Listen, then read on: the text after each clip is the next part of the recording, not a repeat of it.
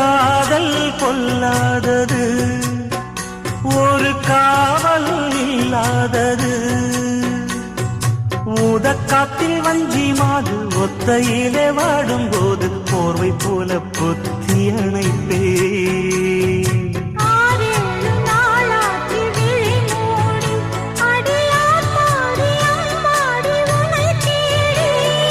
நீதானே மானே என் இளஞ்சோடி, உனை நீங்காது என்றும் என் உயிர் நாடி.